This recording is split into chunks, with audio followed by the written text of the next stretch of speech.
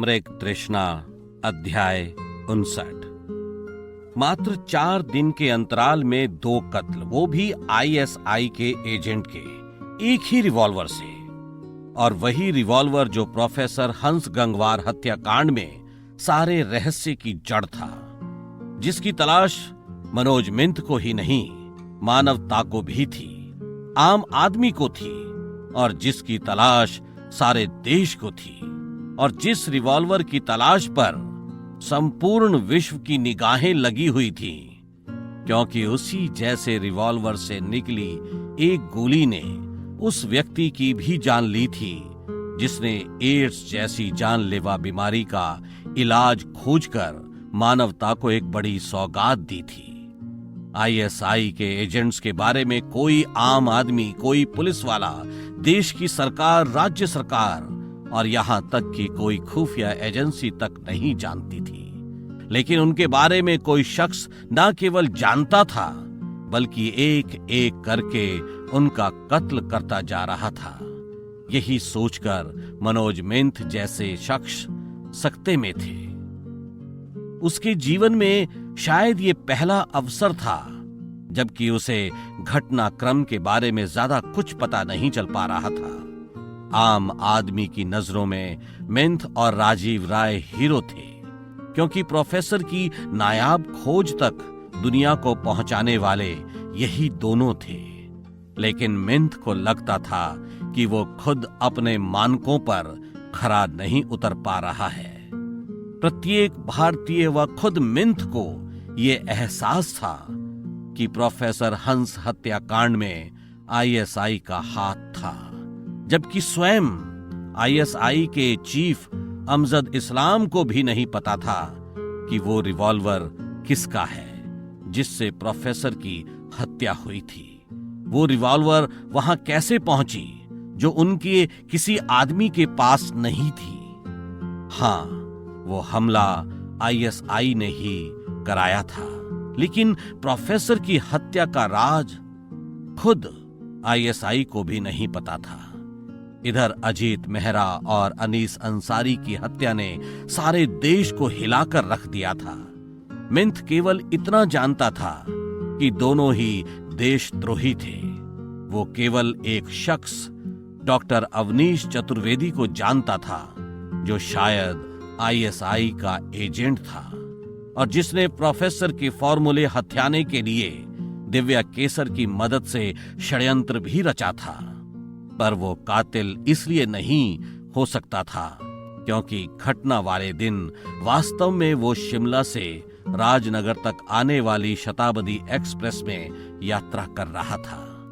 मिंथ को अमजद इस्लाम के बारे में जानकारी हुई कि वो आईएसआई का कोई महत्वपूर्ण सदस्य है, लेकिन प्रोफेसर की हत्या के संदर्भ में उसका घटना स्थल पर मौजूद होना बेहद मुश्किल था।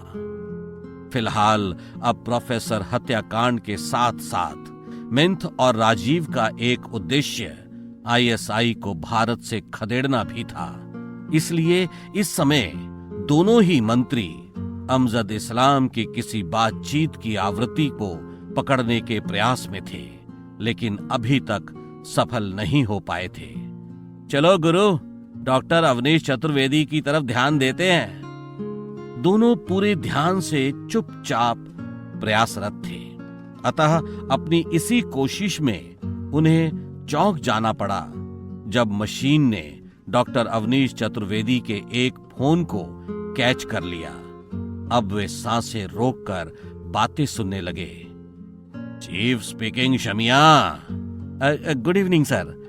मिंथ और राजीव समझ चुके थे कि अवनीश चतुर्वेदी जिससे बात कर रहा है वो आईएसआई का चीफ है, लेकिन कौन है इसका अनुमान दोनों तमाम प्रयासों के बाद भी लगा नहीं पा रहे थे। उसका नंबर कोई स्पेशल नंबर मालूम पड़ता था जिसे मिंथ अच्छी तरह से पहचानता था कि आईएसआई अपने खास लोगों को स्पेशल नंबर की व्यवस्था करके देती है। फिलहाल दोनों ने बातचीत में रुचि लेना प्रारंभ कर दिया।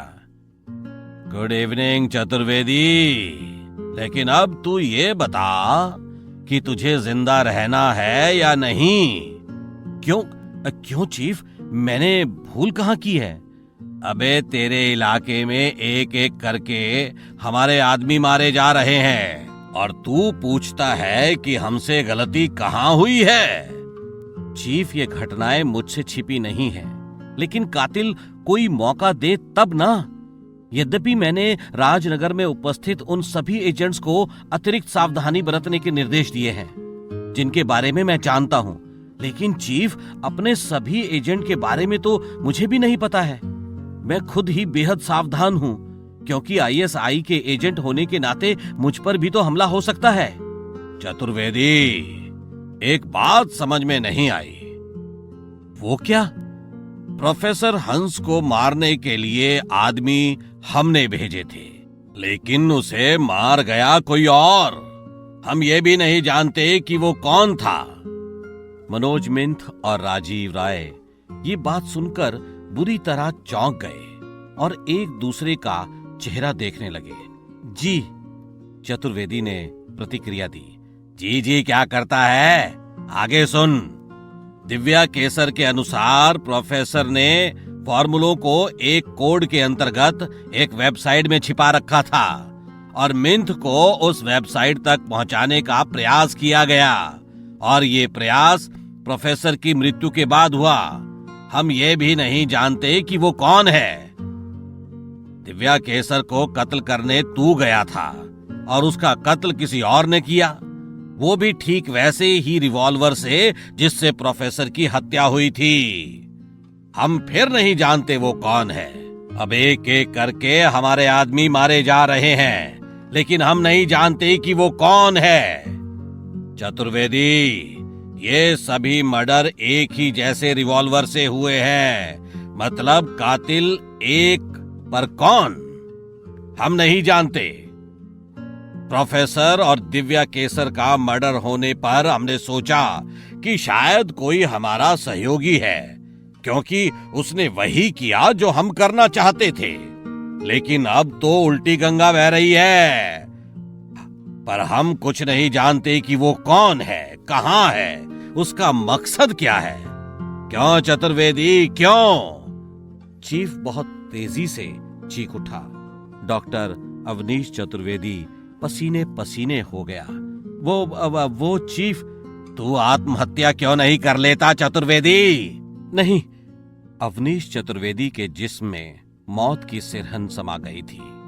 वो कांपते स्वर में कहने लगा, सर, ये कोई बड़ी साजिश है। इसके लिए हमें मिलजुल कर विचार करना चाहिए, तब शायद कोई हल निकल सके। तू कहना क्या चाहता है? सर, मुझे एक अवसर और दे दीजिए।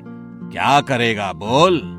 अभी तो कुछ भी नहीं सोचा है, पर कुछ ना कुछ तो करना ही है। प्रयासरत हूँ चीफ।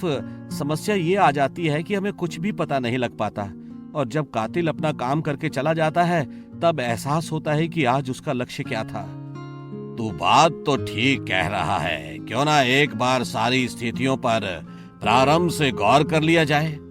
हाँ चीफ, यही तो मैं सोच रहा हूँ। चतुर्वेदी, तो इतना भाग्यशाली क्यों है?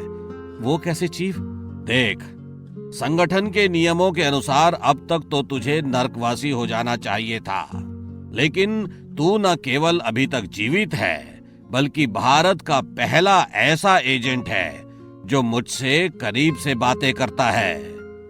मेरा सौभाग्य है चीफ। एक बात बोलूं चीफ? क्या? सोचता हूं कहीं आप नाराज ना हो जाएं। चल बक दे। चीफ, ये जो घटनाएं राजनगर में हुई हैं, क्यों ना सारे घटनाक्रम पर हम मिलजुल कर विचार विमर्श करें? क्या मतलब? मतलब चीफ, आमने सामने बैठकर। क्या पागल हो गया है तू? नहीं चीफ, दरअसल मैं सोचता हूं कि इस प्रकार हमें जल्दी ही लाभ हो सकता है। बात बेहद खतरनाक है। अगर कोई हमारे आदमियों तक पहुंच रहा है तो कल वो हम तक भी पहुंच सकता है। हमारे पास इतना समय नहीं है कि हम घटनाओं की तह तक बिना पहुंचे अधिक समय तक सुरक्षित रह सकें। तो तू मुझसे मिलना चाहता है? आप जैसे महान और ऊर्जावान शख्स से कौन नहीं मिलना चाहेगा। अच्छा ठीक है, मैं सोचता हूँ। कुछ पलों तक दोनों तरफ खामोशी छा जाती है। मिंथ और राजीव राय श्वासें छोड़कर बातें सुन रहे थे। आज उनके आश्चर्य का ठिकाना नहीं था, क्योंकि अब वो रिवॉल्वर और उसका स्वामी उनके लिए किसी अजूबे से कम नहीं था। दोनों के दिल जोर जोर से धड़क रहे थे। अचानक पुनः एक आवाज सुनी गई। तू ऐसा कर चतुर्वेदी, कल रात 1 बजे होटल किरण रूम नंबर 111 में आ जा।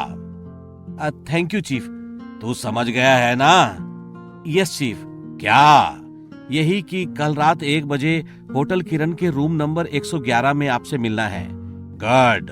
और सुन, ध्यान से आना, वरना तू तो मरेगा ही, साथ में तेरे कारण मेरा और पूरे संगठन का अस्तित्व खतरे में पड़ जाएगा। आप कैसी बातें कर रहे हैं? मैं भली भांति जानता हूं कि किसी बड़े से बड़े मिशन पर जाने से कहीं अधिक महत्वपूर्ण आपके पास सावधानी पूर्वक आना है। गुड। आवाजें आनी बंद हो गई थी। राजीव ने मशीन को ऑफ कर दिया। उधर डॉक्टर अवनीश चतुर्वेदी ने अपना मोबाइल जेब के हवाले किया। अब धीरे धीरे उसका चेहरा खतरनाक होने लगा। उस पर पैशाचिक चमक उभरने लगी। कुछ पलों पश्चात वो आने वाले दिन की खास तैयारियां करने लगा।